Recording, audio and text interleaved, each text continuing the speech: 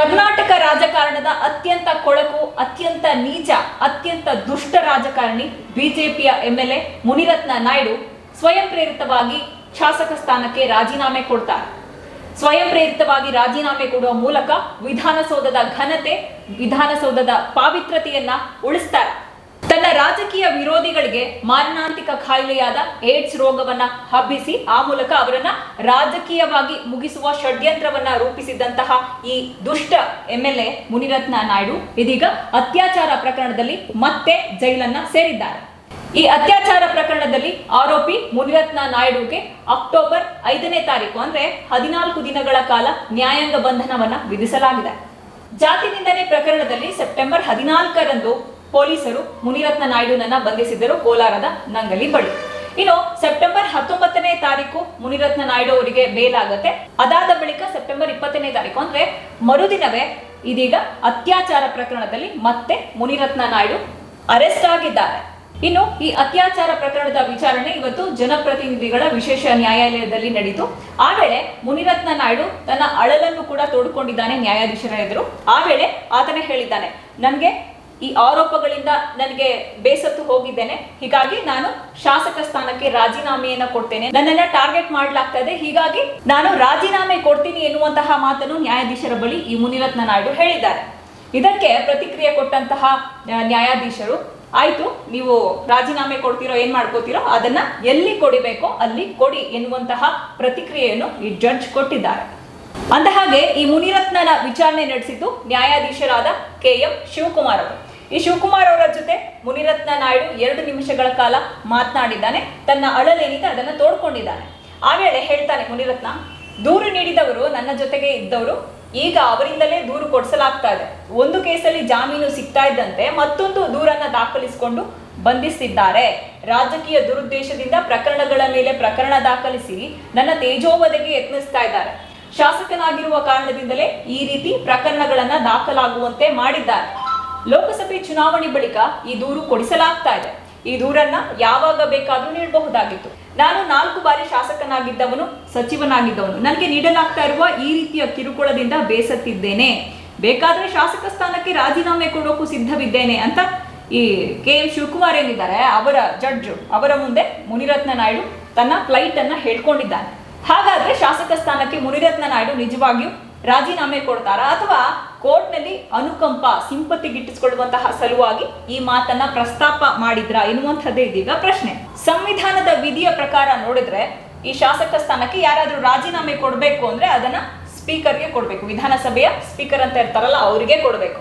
ಹಾಗೆ ಆ ಕೊಟ್ಟಂತಹ ರಾಜೀನಾಮೆಯನ್ನ ಅಂಗೀಕಾರ ಮಾಡೋದು ಕೂಡ ಸ್ಪೀಕರ್ ಅವರ ಜವಾಬ್ದಾರಿ ಆಗಿರುತ್ತೆ. ಆದ್ರೆ ಮುನಿರತ್ನ ನಾಯ್ಡು ಅವರು ಜಡ್ಜ್ ಮುಂದೆ ಇಂತಹ ಇರ್ರಿಲೆವೆಂಟ್ ಹೇಳಿಕೆಗಳನ್ನ ಕೊಟ್ಟಿದ್ದಾರೆ. ಆ ಮೂಲಕ ಸಿಂಪತಿ ಗಿಟ್ಟಿಸಿಕೊಳ್ಳುವಂತಹ ಪ್ರಯತ್ನವನ್ನ ಮಾಡಿದ್ದಾರೆ. ಶಾಸಕ ಮುನಿರತ್ನ ನಾಯ್ಡುಗೆ ಅಕ್ಟೋಬರ್ 5ನೇ ತಾರೀಕಿನವರೆಗೆ ನ್ಯಾಯಾಂಗ ಬಂಧನ. ಇತ್ತ ಶಾಸಕ ಮುನಿರತ್ನ ನಾಯ್ಡು ವಿರುದ್ಧ ದಾಖಲಾಗಿರುವಂತಹ 3 ಪ್ರಕರಣಗಳನ್ನು ಕ್ಲಬ್ ಮಾಡಿ ಮುಖ್ಯಮಂತ್ರಿ ಸಿದ್ದರಾಮಯ್ಯನವರು CID ವಿಶೇಷ ತಂಡದ ತನಿಖೆಗೆ ಆದೇಶವನ್ನು ಕೊಟ್ಟಿದ್ದಾರೆ. ಪ್ರಕರಣ 1 ಯಾವುದು ಅಂತ ಹೇಳಿದ್ರೆ, ಬೃಹತ್ ಬೆಂಗಳೂರು ಮಹಾನಗರ ಪಾಲಿಕೆಯ ಕಸ ವಿಲೇವಾರಿ ಗುತ್ತಿಗೆದಾರ ಚೆಲುವರಾಜ್ ಅವರಿಗೆ 30 ಲಕ್ಷ ರೂಪಾಯಿ ಮೊತ್ತದ ಹಣಕ್ಕೆ ಅಥವಾ ಲಂಚಕ್ಕೆ ಬೇಡಿಕೆಯನ್ನು ಇಟ್ಟು ಆತ ಆ ಲಂಚವನ್ನು ಕೊಡಲಿಕ್ಕೆ ಒಪ್ಪದೇ ಇದ್ದಾಗ ಆತನಿಗೆ ಜೀವ ಬೆದರಿಕೆ ಹಾಕಿದ ಪ್ರಕರಣ 1. ಎರಡನೆಯದ್ದು, ಈ ಚೆಲುವರಾಜುಗೆ ಜೀವ ಬೆದರಿಕೆ ಹಾಕುವಂತಹ ಸಂದರ್ಭದಲ್ಲಿ ಶಾಸಕ ಮುನಿರತ್ನ ನಾಯ್ಡು ಮಾಜಿ ಕಾರ್ಪೊರೇಟರ್ ವೇಲು ನಾಯ್ಕರ್ ಇವರ ಜಾತಿಯನ್ನು ಉಲ್ಲೇಖ ಮಾಡಿ ನಿಂದನೆಯನ್ನು ಮಾಡ್ತಾರೆ. ಸೊ 2 ಪ್ರಕರಣಗಳು, ಈ 2 ಪ್ರಕರಣಗಳು ಕೂಡ same day same police station ಅಂದರೆ ವೈಯಾಲಿ ಕಾವಲ್ ಪೊಲೀಸ್ ಠಾಣೆಯಲ್ಲಿ ಈ 2 ಪ್ರಕರಣಗಳು ದಾಖಲಾಗಿವೆ. ಲಂಚ ಪ್ರಕರಣ ಏನಿದೆ ಅದರಲ್ಲಿ ಈಗಾಗಲೇ ಮುನಿರತ್ನ ನಾಯ್ಡು ನಿರೀಕ್ಷಣಾ ಜಾಮೀನನ್ನು ಪಡೆದಿದ್ರು. When he was Parappana Agrahara ಜೈಲಿನಲ್ಲಿದ್ದಾಗ. ಈ ಜಾತಿ ನಿಂದನೆ ಪ್ರಕರಣದಲ್ಲಿ ಜನಪ್ರತಿನಿಧಿಗಳ ನ್ಯಾಯಾಲಯ ಬಂಧನದ ಬಳಿಕ ಜಾಮೀನನ್ನು ಮಂಜೂರು ಮಾಡಿತ್ತು. ಈಗ ಮೂರನೆಯ ಪ್ರಕರಣ ಅಂತೂ Lata, it is very horrible.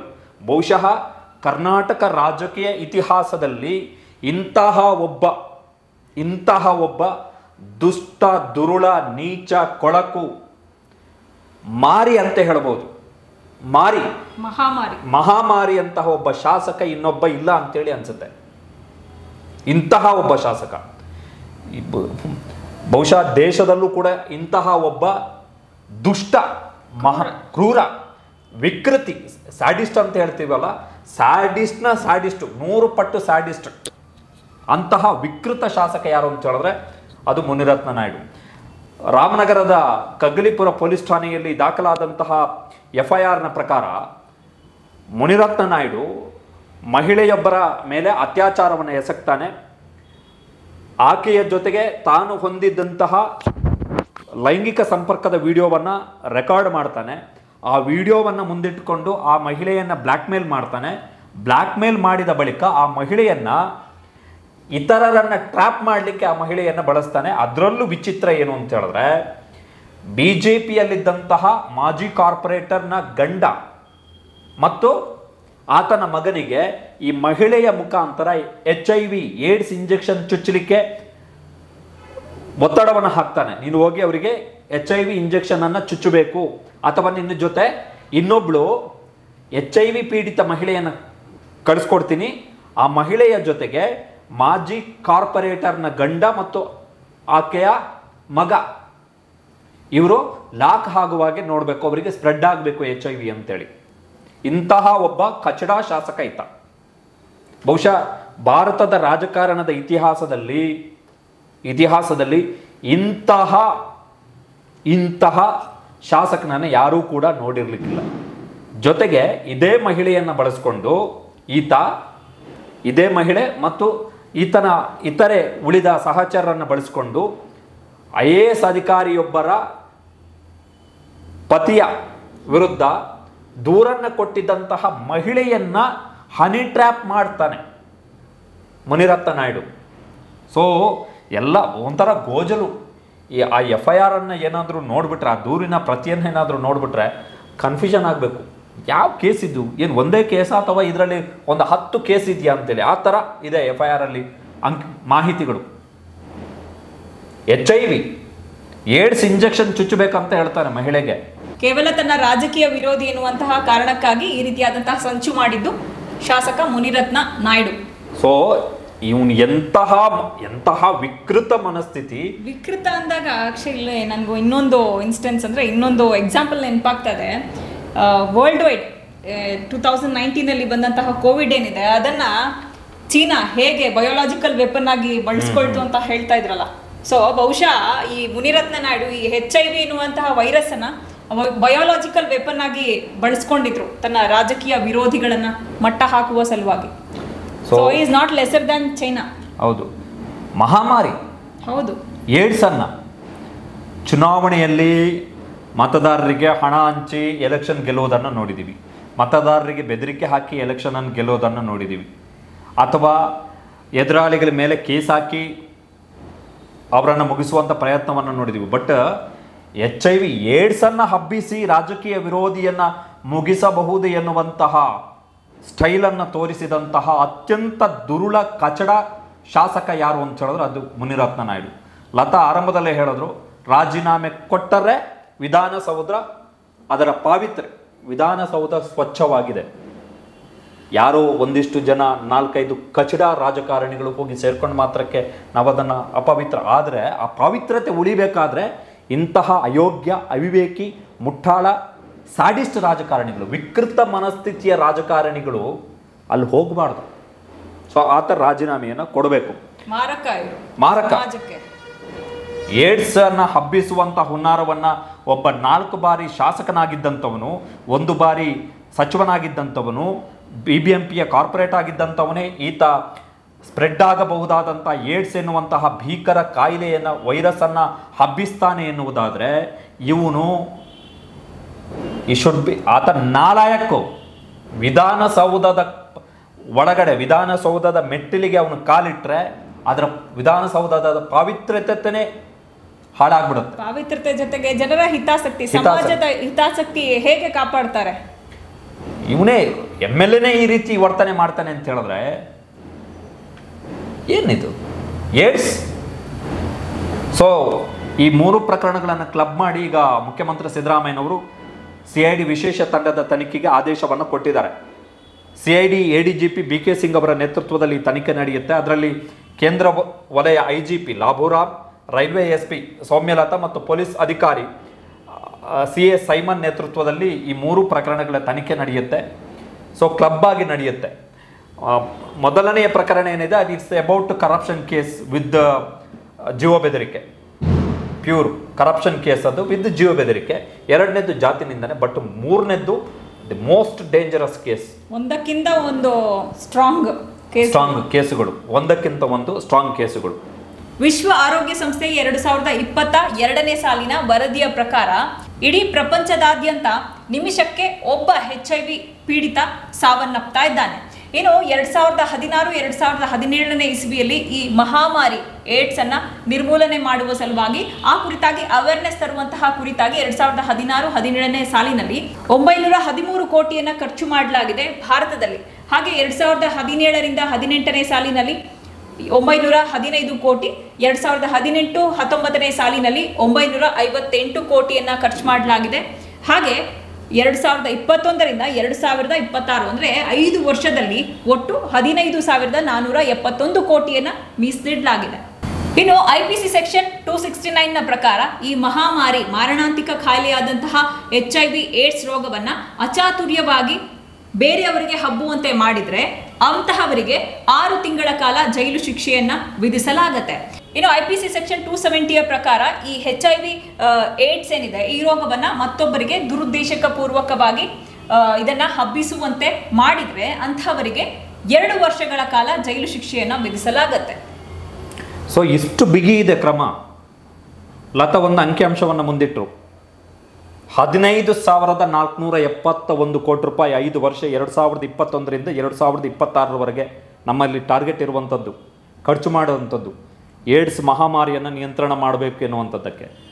ಅಂತಹ ಹೋರಾಟವನ್ನು, ಅಂತಹ ಸಂಘರ್ಷವನ್ನು, ಜಾಗೃತಿಯನ್ನು ಈ ದೇಶ ಮಾಡ್ತಿರೋ ಹೊತ್ತಲ್ಲಿ ಈ ರಾಜ್ಯದಲ್ಲಿ 4 ಬಾರಿ ಶಾಸಕನಾಗಿ ಆಯ್ಕೆಯಾದಂಥ ಒಬ್ಬ ವ್ಯಕ್ತಿ, ಈ ರಾಜ್ಯದಲ್ಲಿ ತೋಟಗಾರಿಕಾ ಸಚಿವನಾಗಿದ್ದಂತಹ ಒಬ್ಬ ವ್ಯಕ್ತಿ ತನ್ನ ರಾಜಕೀಯ ವಿರೋಧಿಗಳನ್ನು ಮುಗಿಸಕ್ಕೆ HIV ಸೋಂಕನ್ನೇ ಬಳಸ್ಕೊಳ್ತಾನೆ, ಏಡ್ಸನ್ನು ಹಬ್ಬಿಸ್ತಾನೆ ಅಂತ ಹೇಳಿದ್ರೆ ಈತನಿಗೆ ಏನು ಶಿಕ್ಷೆ ಕೊಡಬೇಕು? ಆ್ಯಕ್ಚುಲಿ ಈತ ಜಾಗೃತಿ ಮೂಡಿಸ್ಬೇಕು ಈತ. ಆಮೇಲೆ ಇದರ ಬೇರೆ ಸಮಸ್ಯೆಗಳೇನು? ಈತ ಯಾರಿಗೋ ಹಬ್ಬಿಸ್ತಾನೆ ಬ್ಲ್ಯಾಕ್ ಮೇಲ್ ಮಾಡಿ, ಅವರು ಇನ್ಯಾರ್ದೋ ಜೊತೆಗೆ ಲೈಂಗಿಕ ಸಂಪರ್ಕವನ್ನು ಪಡೆದ್ರೆ ಅವ್ರಿಗೂ ಕೂಡ ಹಬ್ಬುತ್ತೆ. ಬಿಕಾಸ್ ಇದು ಸ್ಪ್ರೆಡ್ಡಿಂಗ್ ಡಿಸೀಸ್, ಇದು ಹೌದು, ಹಬ್ಬುವಂತಹ ರೋಗ. ಅಟ್ಲೀಸ್ಟ್ ಕೋವಿಡಲ್ಲಿ ಆದರೆ ಅದರಲ್ಲಿ ಅದು ಸ್ಪ್ರೆಡ್ ಆದರೂ ಕೂಡ ಅದರಲ್ಲಿ ಸಿವಿಯರ್ ಆದರೆ ಮಾತ್ರ ಕೋವಿಡ್ ಡೇಂಜರಸ್ ಇದ್ದಿದ್ದು, ಮಾರ್ಟಿಲಿಟಿ ಅಷ್ಟೊಂದು ಇರಲಿಲ್ಲ. ಆದರೆ ಏಡ್ಸ್ ಹಂಗಲ್ಲ. ಅಂಥದ್ರಲ್ಲಿ ಈ ದೇಶದಲ್ಲಿ, ಇಡೀ ವಿಶ್ವದಲ್ಲಿ ಎಲ್ಲ ಸರ್ಕಾರಗಳು ಏಡ್ಸನ್ನು ಹತ್ತಿಕ್ಕಬೇಕು, ಏಡ್ಸನ್ನು ನಿಯಂತ್ರಣಕ್ಕೆ ತರಬೇಕು. ಏಡ್ಸ್ ನಿಯಂತ್ರಣ ದಿನ ಅಂತಲೇ ಇಡೀ ವಿಶ್ವ ಆಚರಣೆ ಮಾಡುತ್ತೆ. ಅಂಥದ್ರಲ್ಲಿ ಹೋಗಿ MLA ತನ್ನ ರಾಜಕೀಯ ವಿರೋಧಿಗಳನ್ನು ಮುಗಿಸೋಕ್ಕೆ ಏಡ್ಸ್ ಇಂಜೆಕ್ಷನನ್ನು ಕೊಡುವಂಥ ಹುನ್ನಾರ ಮಾಡ್ತಾನೆ. ಅದು ಕೂಡ ಮಹಿಳೆಯರನ್ನು ಬಳಸ್ಕೊಂಡು, HIV ಸೋಂಕಿತ ಮಹಿಳೆಯರನ್ನು ಕೂಡ ಬಳಸ್ಕೊಂಡು. ಈತನಿಗೆ ಏನು ಶಿಕ್ಷೆ ಕೊಟ್ಟರೆ ಕಮ್ಮಿ? ಏನು ಶಿಕ್ಷೆ ಕೊಟ್ಟರೆ ಈತನಿಗೆ ಕಮ್ಮಿ ಅಂತ ಆಗ್ಬೋದು. ಆಮೇಲೆ ಈತನ ವಿರುದ್ಧ ದಾಖಲಾಗಿರುವ ಈ ರೇಪ್ ಕೇಸ್ನಲ್ಲಿ ದಾಖಲಾಗಿರುವಂತಹ FIR ಅನ್ನು ನಾವು ತೆಗೆದು ನೋಡಿಬಿಟ್ರೆ 354A ಲೈಂಗಿಕ ಕಿರುಕುಳ, ನಿರಂತರ ಲೈಂಗಿಕ ಕಿರುಕುಳ. 354C ಬೇರೆಯವರ ಖಾಸಗಿ ಕ್ಷಣಗಳನ್ನು ಕಾನೂನು ಬಾಹಿರವಾಗಿ ನೋಡುವಂಥದ್ದು, ಪ್ರೈವೇಸಿ. 376 ಸಬ್ ಕ್ಲಾಸ್ 2 ಸಾರ್ವಜನಿಕ ಹುದ್ದೆಯಲ್ಲಿರುವಂತಹ ವ್ಯಕ್ತಿ ಅತ್ಯಾಚಾರವನ್ನು ಎಸಗುವಂಥದ್ದು. ಈ ಸೆಕ್ಷನ್ ಅಡಿಯಲ್ಲಿ 10 ವರ್ಷ ಜೈಲು ಶಿಕ್ಷೆ ಆಗುತ್ತೆ. ಇನ್ನು 506 ಬೆದರಿಕೆ, 120B ಕ್ರಿಮಿನಲ್ ಒಳಸಂಚು, 149 ಅಕ್ರಮವಾಗಿ ಗುಂಪು ಸೇರುವಂಥದ್ದು IPC 384 ಸುಲಿಗೆ, IPC ಸೆಕ್ಷನ್ 308 ನರಹತ್ಯೆಗೆ ಪ್ರಯತ್ನ, ಹೊಮಸೈಡ್, ಅಟೆಂಪ್ಟ್ ಟು ಹೊಮಸೈಡ್. ಇಷ್ಟು ಸೆಕ್ಷನ್ಗಳು ದಾಖಲಾಗಿದೆ. ಇವನೊಬ್ಬನ ಮೇಲೆ ಅಲ್ಲ, ಈತನ ಸಹಚರರು were the common accused in case number 1. ಆ BBMP ಗುತ್ತಿಗೆದಾರ ಚಲುವರಾಜು ದೂರು ಕೊಡ್ತಾರಲ್ಲ, ಆ ಪ್ರಕರಣದಲ್ಲಿ ಯಾರೆಲ್ಲ ಆರೋಪಿಗಳಿದ್ದಾರೆ ಅವರು ಕೂಡ ಈ ಕೇಸ್ನಲ್ಲಿದ್ದಾರೆ. ಆಮೇಲೆ ಆ ದೂರಿನ ಕಗ್ಗಲಿಪುರ ಠಾಣೆಯಲ್ಲಿ ದಾಖಲಾಗಿರುವಂಥ ಆ ಪ್ರಕರಣದ ಡೀಟೇಲನ್ನು ತೆಗೆದು ನೋಡಿದ್ರೆ ಆಗಲೇ ಹೇಳಿದಾಗೆ ಗೊಂದಲ ಆಗ್ಬಿಡುತ್ತೆ. ಇದು 1 ಕೇಸೋ, ಇದು 2 ಕೇಸೋ, ಇದು 3 ಕೇಸೋ, ಇದು 4 ಕೇಸೋ ಅಂತೇಳಿ. ಯಾಕಂತ ಹೇಳಿದ್ರೆ ಮಲ್ಟಿಪಲ್ ಇಂಡಿವಿಜುವಲ್ಸ್ ಜೊತೆ ಒಂದೊಂದು ಟಾಸ್ಕ್ ಇದೆ. ಟಾಸ್ಕ್. ಫಿಲ್ಮ್ ಪ್ರೊಡ್ಯೂಸರ್ ಮುನಿರತ್ನ ಬರೀ ಸಿನಿಮಾ ಪ್ರೊಡ್ಯೂಸ್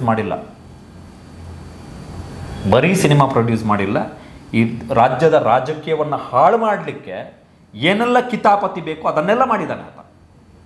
ಆದರೂ ಕೂಡ ಆತ ವಿಧಾನಸೌಧದಲ್ಲಿ ನಿಂತ್ಕೊಂಡು ಘೋಷಣೆಯನ್ನು ಕೂಗ್ತಾನೆ, ವಿಧಾನಸಭೆಯಲ್ಲಿ ಘೋಷಣೆಯನ್ನು ಕೂಗ್ತಾನೆ.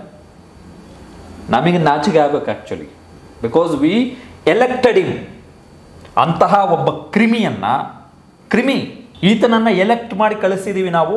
ನಮಗೆ ನಾಚಿಕೆ ಆಗಬೇಕು. ನಮಗೇನಾದರೂ ಮಾನ ಮರ್ಯಾದೆ ಏನಾದರೂ ನಮಗೆ ಆ್ಯಸ್ ಎ ವೋಟರ್ಸ್ ನಮಗೇನಾದರೂ ಇದ್ದಿದ್ದರೆ ಇಂತಹ ಒಬ್ಬ ಅಯೋಗ್ಯ ನಾಲಾಯಕ್ಕು ಏಡ್ಸ್ ಹಬ್ಬಿಸ್ತಾನೆ ಅಂತ ಹೇಳಿದ್ರೆ ಇನ್ನು ಎಷ್ಟರ ಮಟ್ಟಿಗಿನ ವಿಕೃತಿ ಇರ್ಬೋದು ಈತನ ತಲೆಯಲ್ಲಿ.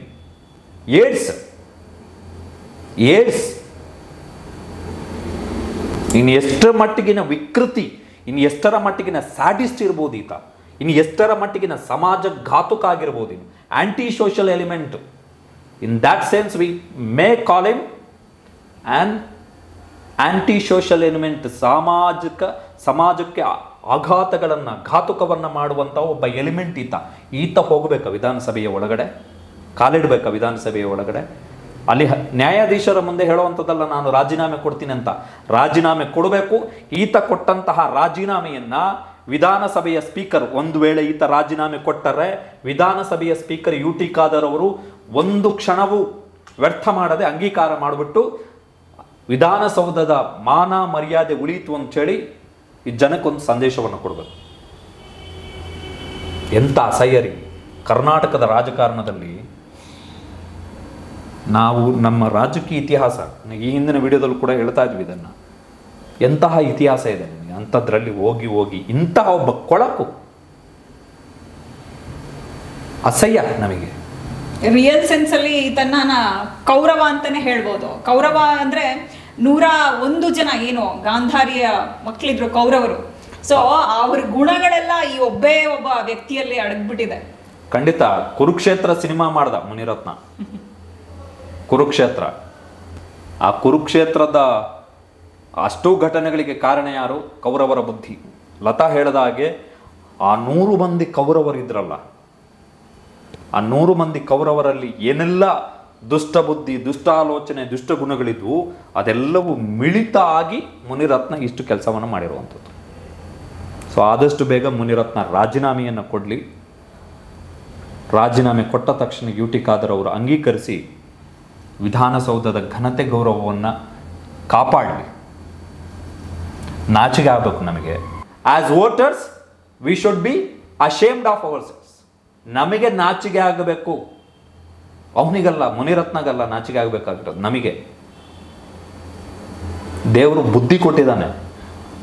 ಆ ಬುದ್ಧಿಯನ್ನು ಬಳಸಿನೂ ಇಂಥ ಒಬ್ಬ ನಾಲಾಯಕ್ಕು ಆಂಟಿ ಸೋಷಿಯಲ್ ಎಲಿಮೆಂಟ್ ಅಂತ ಹೇಳಿದ್ರು ಏನು ತಪ್ಪಿಲ್ಲ. ಏಡ್ಸ್ ಹಬ್ಬಿಸ್ತಾನೆ ಅಂದ್ರೆ ಇನ್ನು ಏನು ಕರಿಬಹುದು? ಕುಕ್ಕರು, ಸೀರೆ, ಅದರ ಪ್ರಭಾವಗಳು. ಆಮೇಲೆ ಈತನ ಮೇಲೆ ಕೇಸುಗಳಿದಾವೆ. ವೋಟರ್ ID ಕೇಸ್ 2018ರಲ್ಲಿ ವಿಧಾನಸಭಾ ಚುನಾವಣೆ, RR ನಗರ ವಿಧಾನಸಭಾ ಕ್ಷೇತ್ರದಲ್ಲಿ ಚುನಾವಣೆ ಮುಂದೂಡಿಕೆ ಆಯಿತು 2018ರಲ್ಲಿ because of scam, voter scam. ಅದರ ಸೂತ್ರಧಾರ ಈತ. ಅದೇನು ಅಂತ ಆ ಕ್ಷೇತ್ರದ ಜನ ಈತನನ್ನು ಆಯ್ಕೆ ಮಾಡಿ ಕಳಿಸೋದ್ರು. ಯಾಕೆ ಅಲ್ಲಿ ಬೇರೆಯವ್ರು ಯಾರಿಗೆ ಗತಿ ಇರಲಿಲ್ವೋ, ಆ ಜನಕ್ಕೆ ಏನಾಗಿತ್ತೋ ಹೋಗ್ಲಿ. ಈಗಲಾದರೂ ಎಚ್ಚೆತ್ಕೊಂಡಿದಾರೋ ಇಲ್ವೋ ಗೊತ್ತಿಲ್ಲ. ಯಾಕಂತ ಹೇಳಿದ್ರೆ ಅಣ್ಣ ಅಂತೇಳಿ ಕರೆಯುವಂಥವ್ರು ಇರ್ತಾರೆ. ಈಗ ಮೊನ್ನೆ ಆತನನ್ನು ಅರೆಸ್ಟ್ ಮಾಡಿದ ಬಳಿಕ ಅಲ್ಲಿ ಅಶೋಕಪುರ ಪೊಲೀಸ್ ಠಾಣೆಯಲ್ಲಿ ಹೋಗಿ ಪ್ರತಿಭಟನೆ ಮಾಡಿದಾರಂತ ಆತನ ಒಂದಿಷ್ಟು ಮಂದಿ ಬೆಂಬಲಿಗರು. ಅವ್ರಿಗೆ ಏನು ಅನ್ಬೇಕು? ನಾಚಿಕೆಗೆಟ್ಟ ಜನ ಅಷ್ಟೇ, ಲಜ್ಜೆಗೆಟ್ಟವರು. ಆದಷ್ಟು ಬೇಗ. ಆಮೇಲೆ ಇನ್ನೊಂದು ಅಂಶ ಹೇಳಕ್ ಮರ್ತ್ವಿ ಲತಾ, ನಾವು ಬಿಜೆಪಿ ಅವರು ನೋಟಿಸ್ ಇಶ್ಯೂ ಮಾಡಿದ್ದಾರೆ 5 ದಿನದಲ್ಲಿ ಉತ್ತರಿಸಿ. ಯಾರು? ರಾಜಾ ಹುಲಿಯ ಮಗ ಮರಿ ಹುಲಿ ವಿಜಯೇಂದ್ರ ಸೂಚನೆಯ ಮೇರೆಗೆ ಬಿಜೆಪಿಯ ಶಿಸ್ತು ಸಮಿತಿಯ ಅಧ್ಯಕ್ಷ ಲಿಂಗೇಶ್ ನೋಟಿಸ್ ಅನ್ನು ಕೊಟ್ಟಿದ್ದಾರೆ. 5 ದಿನದ ಒಳಗೆ ಎಚ್ಚರಿಕೆ ಕೊಡತಕ್ಕದ್ದು ಅಂತೇಳಿ. ಮುನಿರತ್ನ ನಾಯ್ಡು 5 ದಿನ ಅಲ್ಲ 10 ದಿನ ಆಗ್ತಾ ಬಂತು. ತಲೆನೇ ಕೆಡಿಸ್ಕೊತಿಲ್ಲ. ಯಾವ ವಿಜಯೇಂದ್ರ ಅಂತ ಅನ್ಕೊಂಡಿದ್ದಾರೆ ಮುನಿರತ್ನ ನಾಯ್ಡು? ಯಾವ ವಿಜಯೇಂದ್ರ? ವಿಜಯೇಂದ್ರ ಬಗ್ಗೆನೇ ಜಾರಕಿಹೊಳಿ ಯತ್ನಾಳ್ ಬೀದಿಯಲ್ಲಿ ನಿಂತ್ಕೊಂಡು ಮಾತಾಡ್ತಿದ್ದಾರೆ. ಇನ್ನು ವಿಜಯೇಂದ್ರ ನೋಟಿಸ್ ಕೊಟ್ಟರೆ ಮುನಿರತ್ನ ನಾಯ್ಡು ಉತ್ತರ ಕೊಡ್ತಾರ? ಎಸ್ಪೆಷಲಿ ಈ ಕೇಸ್ ಬಂದ ಬಳಿಕ, ಏಡ್ಸ್ ಹಬ್ಬಿಸುವಂತಹ ಹುನ್ನಾರದ ವಿಚಾರ ಬಂದ ಬಳಿಕವಾದರೂ RSSನವರಿಗೆ ಮಾನ ಮರ್ಯಾದೆ ಕಿಂಚಿತ್ತು ಕೇಶವ ಕೃಪದಲ್ಲಿ ಕೂತಂತಹ ಆ ಸೋಕಾಲ್ಡ್ ರಾಷ್ಟ್ರಭಕ್ತರಿಗೆ ಕಿಂಚಿತ್ತು ಮಾನ ಮರ್ಯಾದೆ ಏನಾದರೂ ಇದ್ದಿದ್ದರೆ ವಿಜಯೇಂದ್ರಗೆ ಹೇಳ್ತಾ ಇದ್ರು, ತೆಗೆದು ಬಿಸಾಕಪ್ಪ ಅವ್ರನ್ನ ಅಂತೇಳಿ. ಇಲ್ಲೆಲ್ಲೂ ಹಿಂದುತ್ವದ ವಿಚಾರ ಬರ್ಲಿಲ್ವಲ್ಲ, ಇಲ್ಲಿ ಹಿಂದುತ್ವದ ಚರ್ಚೆನೇ ಆಗಿಲ್ಲ. ಸೊ ಹಾಗಾಗಿ ಲೀನಿಯನ್ಸ್ ಏನು ಅನ್ಸಿಲ್ಲ RSSನವರಿಗೆ. ಚರ್ಮ ಗಟ್ಟಿ ಇದೆ RSSನವರಿಗೆ. ಅವರ ಚರ್ಮಕ್ಕೆ ಸ್ಪಂದನೆ ಆಗುವಂಥದ್ದು ಹಿಂದುತ್ವದ ವಿಚಾರ ಬಂದಾಗ ಮಾತ್ರ. ನಾಚಿಕೆಗೇಡು. BJPಯವರು ತಲೆ ಎತ್ಕೊಂಡು ನೀನು ಹೋಗ್ತಾ ಇದಾರಲ್ಲ, ಅದೇ ವಿಚಿತ್ರ. ನಾವು ಸಂಸ್ಕೃತಿವಂತರು, ಸುಸಂಸ್ಕೃತರು ಅಂತೇಳಿ.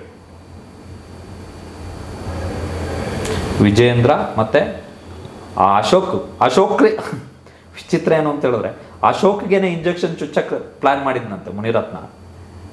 ಅಶೋಕ್ಗೆ ಇದುವರೆಗೆ ಕ್ರಮ ತೆಗೊಳಕ್ಕಾಗಿಲ್ಲ ವಿರೋಧ ಪಕ್ಷದ ನಾಯಕನಾಗಿ. ಎಂಥ ವಿಚಿತ್ರಗಳು.